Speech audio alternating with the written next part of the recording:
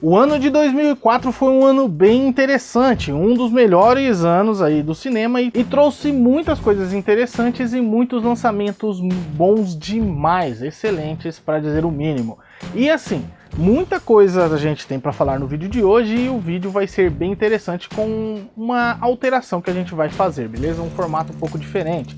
Então se liga aí. E claro que se você quiser que a gente se aprofunde mais em algum filme ou em algum tema, a gente pode fazer também um vídeo separado só desse filme, ou até mesmo, né, um podcast falando sobre o próprio ano de 2004, que a gente pode, né, claro, criar um novo formato, beleza? Então deixa aqui nos comentários o que você quer que a gente faça de novidades aqui no canal para você. Então, dito tudo isso, vamos ao vídeo que está bem interessante.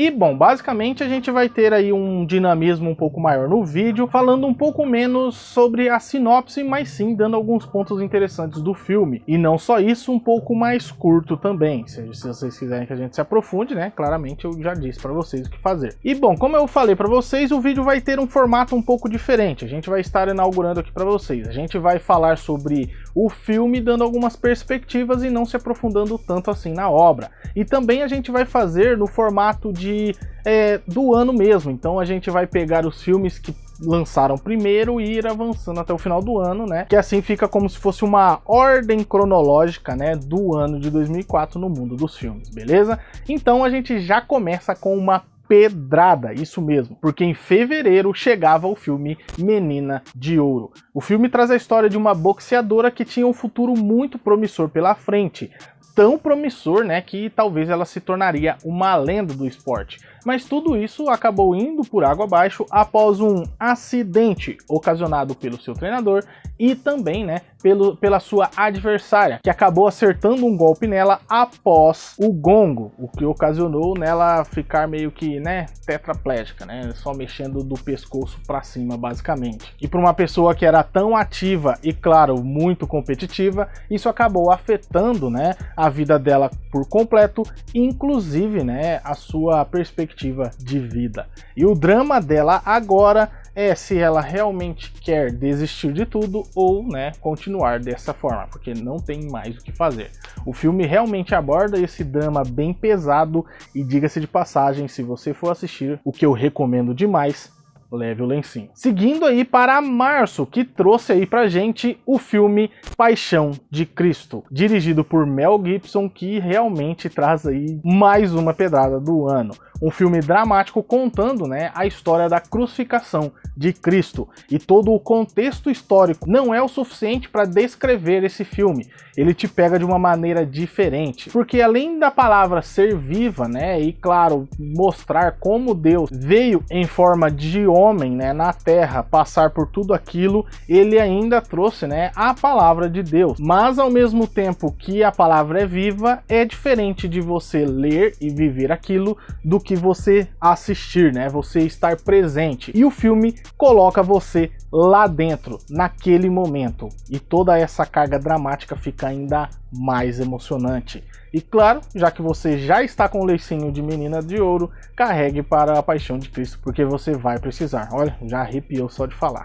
E em abril chegava um filme um pouco mais leve, um pouco mais descontraído, um filme um pouco mais de nicho, né, do gênero terror e comédia. Todo Mundo Quase Morto. Um filme britânico de uma galera aí que muitos talvez não conheçam. Um filme do diretor Edgar Wright que trouxe, né, essa galera à tona basicamente com esse filme, que faz parte da trilogia Sangue e Corneto, que tem referências entre os 3 filmes que compõem essa trilogia, e Todo Mundo Quase Morto é o melhor talvez dessa, né, grande trilogia, na minha opinião.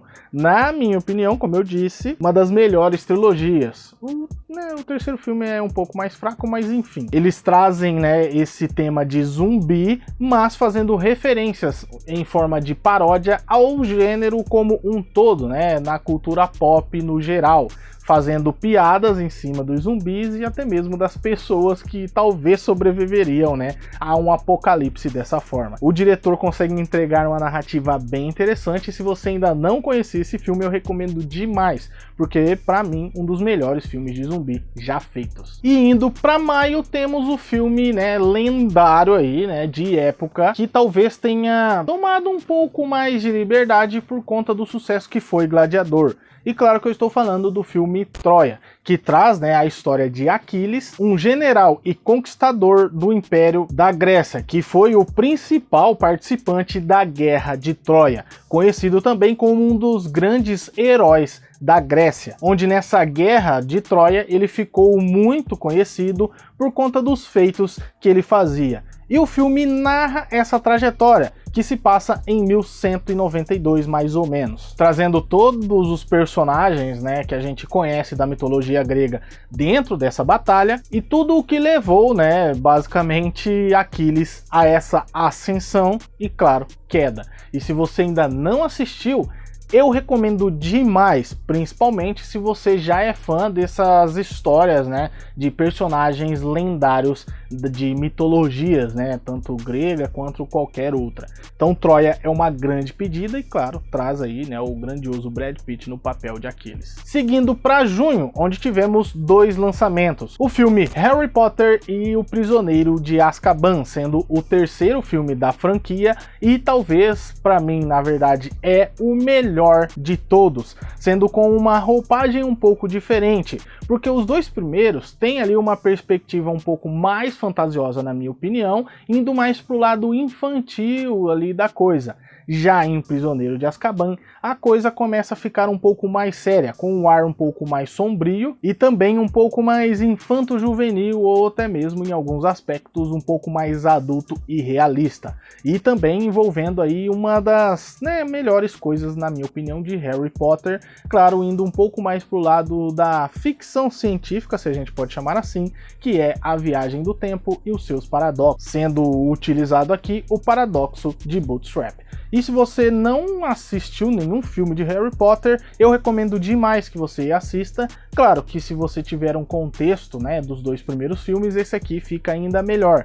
Mas ele também pode ser sim assistido separadamente, porque a história narrativa dele é contada de uma forma tão interessante que você não precisa assistir os anteriores. E basicamente, né, o filme vai contar a história de Harry Potter que vai enfrentar algo de seu passado, o seu padrinho de nascimento que talvez tenha traído os seus pais e entregado eles para a morte, fazendo com que ele se tornasse uma lenda, mas ao mesmo tempo traindo seus melhores amigos, o que ocasionou, né, na prisão dele em Azkaban. E agora Harry vai ter que confrontar o seu passado para tentar entender essa história e se vingar de seus pais. E no mesmo mês, né, ainda em junho, também tivemos o filme Shrek 2, isso mesmo. Uma das melhores continuações, eu acho que 2004 foi um grande ano para as continuações, diga-se de passagem, trazendo, né, essa sequência do filme que faz uma paródia com os contos de fada que muita gente conhece, né, dos filmes da Disney.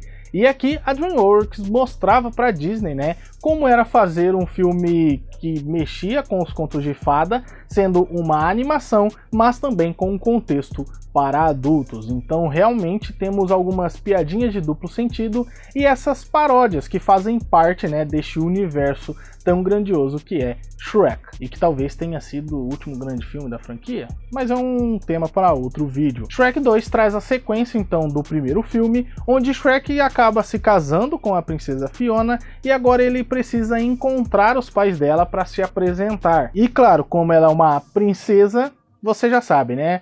Um ogro em um castelo se envolvendo com a realeza talvez não seja uma boa ideia. E tudo isso vai ser contado de uma maneira bem interessante, repleto de referências e também com uma das cenas mais famosas de todos os tempos, com o burro perguntando, né? Perguntando para eles se faltava muito, se eles já estavam chegando. E como eu disse, né, 2004 foi um grande ano para as continuações, porque logo no mês seguinte tivemos Homem-Aranha 2, uma das melhores continuações, né, de filmes de heróis, sendo talvez aí o melhor filme de Homem-Aranha, na minha opinião, né? Mas claramente um dos grandes filmes de 2004. Homem-Aranha 2 traz a sequência do primeiro filme, claramente, dirigido por Sam Raimi e que traz novamente Tobey Maguire no papel de Peter Parker, o Homem-Aranha, contando uma nova história onde agora ele vai enfrentar o Dr. Octopus, que antes de se tornar esse grande vilão era o seu professor, que tinha um objetivo claro na mente, né, de fazer uma coisa boa para a humanidade. Um fator energético que provavelmente, né, mudaria a vida como a conhecemos. Mas algo sai muito errado, um transplante acaba, né, afetando a mente dele e talvez o controlando. Uma certa inteligência artificial acaba tomando o controle de seu corpo e modificando algumas coisas em sua mente, fazendo com que os planos dele mudassem. E agora cabe ao Homem-Aranha, Peter Parker, resolver essa treta, enfrentando o seu mentor, trazendo aí muitas cenas icônicas de Mary Jane, o próprio Dr. Octopus, né, fazendo ali o seu discurso, né, com o Peter Parker, e também cenas icônicas do próprio Homem-Aranha. E também no mês de julho temos o filme Castelo Animado, que traz aí uma insanidade de animação, que pra mim, na época, foi o filme que me fez entrar no mundo dos filmes do estúdio Ghibli, que até então eu desconhecia. Claramente eu não assisti em 2004, que eu tinha 10 anos e a internet era uma outra coisa, a própria informação demorava um pouco para chegar e provavelmente eu devo ter assistido esse filme 2, 3 ou 4 anos depois de seu lançamento. E essa animação traz a história de Sofia, de 18 anos, que trabalhava na chapelaria de seu pai, até que ela encontra um mago e uma bruxa que mudam a sua vida para sempre, onde a bruxa acabou jogando sobre ela uma maldição, que agora ela teria 90 anos, né? E assim, como todas as loucuragens do estúdio Ghibli, essa aqui também é uma delas. E agora, né, Sofia tenta buscar o castelo animado dessa bruxa, a bruxa Hauru, se eu não me engano esse é o nome, para conseguir se infiltrar, trabalhar e conquistar ali a confiança da galera que trabalha, né, no castelo animado e talvez, né, achar uma cura para essa maldição. O filme é bem interessante, cheio dessas loucuragens do estúdio Ghibli, e eu recomendo demais, muito mesmo, que vocês assistam. Talvez depois desse você pode ir para Meu Vizinho Totoro, A Viagem de Chihiro, que é talvez o melhor dos dois mundos, e muitos outros filmes do estúdio Ghibli. E depois tivemos uma das continuações que até o final do primeiro filme a gente não sabia que ia ter. Basicamente, né? Porque quem assistiu o primeiro filme na época não imaginava o que viria pela frente. Porque Kill Bill Volume 2 foi uma surpresa para os fãs que terminaram de assistir o primeiro filme. Então, muito se esperava dessa continuação que entrega um filme claramente à altura, né, dessa obra insana de Tarantino. E como eu disse, 2004 foi um excelente ano para as continuações, né, visto que a gente já viu aqui no vídeo. E esse aqui também entra nesse rol, fazendo assim, né, uma sequência insana. Continuando a história da noiva assassina, que teve ali, né, o seu arco, ou o primeiro arco de vingança no primeiro filme, após ficar 4 anos em coma. E agora, nesse volume 2, ela tenta terminar essa vingança, indo atrás dos remanescentes, né, da sua antiga equipe e também de seu mentor, o Bill, né, basicamente, se você ainda não percebeu. Mas enfim, ela vai ter que enfrentar o seu passado e, claro, descobrir aí a verdade e algumas verdades não tão gostosas de ouvir, mas fecha, né, esse arco bem interessante da noiva assassina Beatrix. E para fechar o ano com chave de ouro, temos o primeiro filme que eu assisti no cinema. Isso mesmo, eu tinha 10 anos e eu estava realmente ansioso por isso. O filme Os Incríveis era lançado em dezembro de 2004, sendo uma animação de super-herói, né, de alto orçamento Pixar, ou seja, um blockbuster realmente, né? Hoje em dia a gente vê de uma outra forma. Mas filmes de heróis e essas coisas, né, eram uma pegada um pouco mais infantil, voltado mesmo para o público, né, público infantil, crianças. assim como eu era na época. Mas quanto mais o tempo avança, mais essa obra fica complexa e é igual vinho, né? Quanto mais velho, melhor. E traz aí uma perspectiva totalmente diferente, onde vamos ver uma obra original, onde a Pixar criou um universo onde esses super-heróis existem, onde vamos seguir, né, o Senhor Incrível e a sua família, que estão aposentados da carreira de super-herói, forçadamente, basicamente, pela opinião pública. E ele acaba tendo alguns vislumbres, né, dos dias de glória, escutando a rádio policial e tentando salvar algumas pessoas. Mas a parada começa a ficar ainda mais insana e mais complexa quando eles descobrem que alguns de seus amigos antigos estão meio perdidos. Mas tudo começa a ficar ainda mais complexo quando o Senhor Incrível recebe um convite, né, para ser um super-herói para uma empresa privada que acabou perdendo o controle de um de seus robôs com inteligência artificial, e cabe ele ir atrás desse robô para pôr um fim nessa história. Mas esse robô guardava alguns segredos. O seu passado volta para assombrá-lo. Alguém que ele rejeitou no passado volta como vilão de sua vida, colocando não só a sua vida em perigo, mas também a sua família, porque, né, ele basicamente, né, deu um F aí para vários de seus colegas super-heróis do passado. Então eles vão ter que enfrentar essa ameaça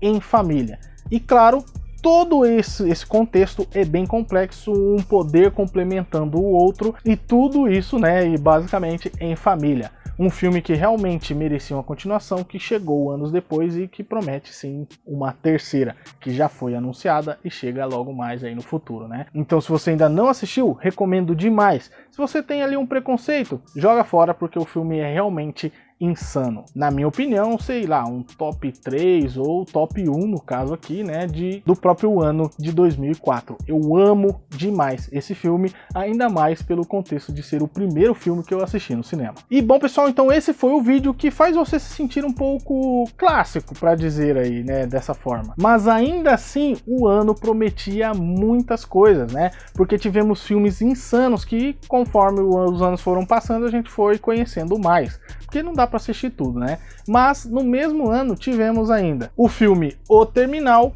Como Se Fosse a Primeira Vez, Desventuras em Série, O Aviador e Diário de uma Paixão. Mas ainda tivemos muitas outras coisas, como Supremacia Born, B13 e o 13º Distrito, Blade Trinity, Garfield, Scooby-Doo 2 Monstros à Solta, Hellboy, Nem Que a Vaca Tussa, De Repente 30, Meninas Malvadas, Ray, Espanta Tubarões, O Grito e muitos outros filmes, mas eu separei alguns outros que a gente pode dar um certo destaque um pouco maior aqui no nosso Highlight Reels. Então, DJ, solta o som para o nosso Highlight Reels com mais 10 filmes que a gente tem que dar um destaque do ano de 2004.